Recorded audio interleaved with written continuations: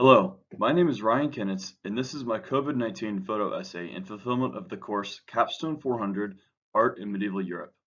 The purpose of this photojournal is to first begin with a picture that I believe will be remembered as a symbol of the damage this pandemic has done. Next, I explain my typical week while in quarantine to bring peace of mind to the viewer. Next, I take a look into two virtual tours offered for free online and explain their importance.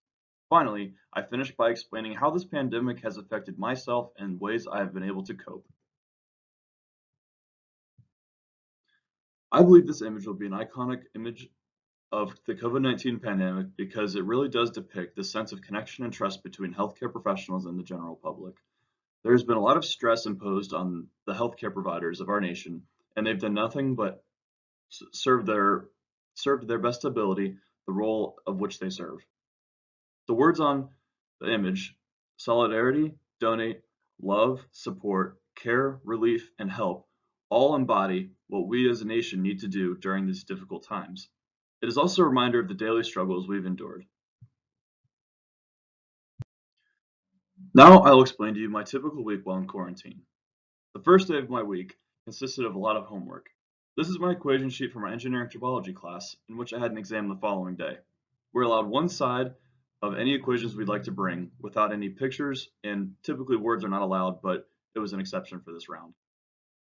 I did a lot of other homework, including my manufacturing science homework and my senior capstone project presentation and analysis. These are all courses completed for the spring of my senior year, where I'm getting ready to graduate with mechanical engineering and French double major with a minor in mathematics. After a long 10 hours, my day is finally complete, and honestly, all the homework has been completed for the week, so I now have the rest of the week to relax, as you will see. I really wasn't kidding when I said I was going to be lazy. I don't think I left bed all of my second day. It was a pretty lazy day inside. I played lots of Xbox with my friends from home, as we like to play NBA 2K20 quite often. I also did a bit of cooking and cleaning that consumed the rest of my day, and I pretty much was asleep until 1 p.m. and did not fall asleep again until 1 a.m. And it was all spent inside, mainly in my bedroom, doing nothing. I loved it. The next day, my house, which consists of three others, the ones I've been quarantining with, decided to have a nice little painting night. I've never been a painter, and this is my first experience ever painting. However, I think it actually turned out pretty well. It was quite simple, but it was a nice change of pace I've really never experienced this before, so it was cool. Definitely needs a little bit of touch up as that was just the first draft, and it definitely needs another coat of paint. As you can see, the inconsistencies in the gray. However, I did want to depict my favorite beer case, Natural Light. What would I do without this? On the fourth day, the weather was actually quite nice, and my fellow quarantiners in my house decided to take a trip to a local outdoor basketball court and have a little exercise. It was pretty fun. It was a nice change of scenery, and I used to play basketball in the past, and none of my friends did, and so it was pretty fun and easy for me to win. Luckily, this was one of the better weeks for me to document during my quarantine because it was still a nice day the following day. I took a nice trip around campus and really just tried to find myself peace of mind with what was going on and trying to enjoy the last bit of my spring semester in my senior year. Campus was quite beautiful around this time, and I really found this picture to be quite soothing. In this Together on the Rock really brought me a little bit of peace in knowing that it was not just myself, but all the other seniors as well, not to mention the rest of campus who had also suffered from this, along with the professors and other people that this has been difficult for. The following day, the weather was still pretty nice, so my other friends and I decided to go for a social distance bike ride around Alliance. I didn't know beauty really was in Alliance to this extent, as we took the Iron Horse Trail, which is a long trail that extends miles and miles all the way towards Louisville.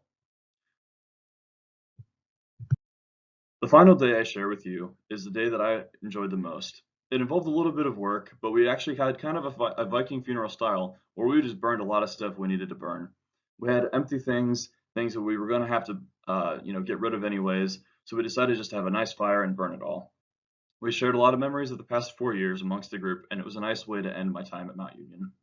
The end is finally setting in. It's quite sad. The first virtual tour that I took was the British Museum in London.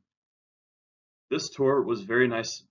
The setup of this tour was very nice and very easy to use as it was a giant timeline of all the works of art that this museum has. It was broken up into 5 categories, as you can see the 5 different colors on the picture. It was very easy to navigate, and I found it pretty interesting and very user-friendly to use. The two questions, how was my experience and what things were enhanced, and why do you think the arts emerge as an important public resource during times of crisis and tragedy? These are two important questions to consider. My experience I've already explained, and it was really nice. The things that actually were better on a virtual tour than what I would expect in real life was the option to have the audio narrate to you why the piece of art was important. I found this to be important because I really don't know a lot about all of the different works of art within the museum. So someone was there in my ear to tell me what I needed to know. And I believe that that the arts emerge as an important public resource during the times of crisis and tragedy, and is best explained by Elizabeth Merritt. As you tackle this work in your own organization, remember that good foresight is grounded in a solid understanding of the past. The arts are used as a way to understand the past, improve the future, and learn from our mistakes. And I really do believe this is why arts emerge as an important public resource during the times of crisis and tragedy. The next museum that I took a virtual tour of is the Guggenheim Museum in New York City. This museum was a little more difficult to follow than the previous museum I took a tour of in London. However, it was nice to see the different change of scenery. The site lacked a bit of organization, and the description of important pieces of the art were cut off by the bottom of the website. I think it was an error on the website, not the actual art itself. Something that was enhanced in this experience was actually, again, the audio that I enjoyed. They have a really nice option, and actually a little more user-friendly option, to access the audio for each painting so that you know what you're looking at. As I begin to wrap up the presentation, there are a few things to keep in mind. How can research and professional practice in art history and museum studies help us better understand the COVID outbreak and individual, societal, and global responses to it? According to Schwarzer, to combat the spread of the disease, public health workers reached out to museums for help. He quotes that millions were waiting outside the AMNH for self-care tips and information.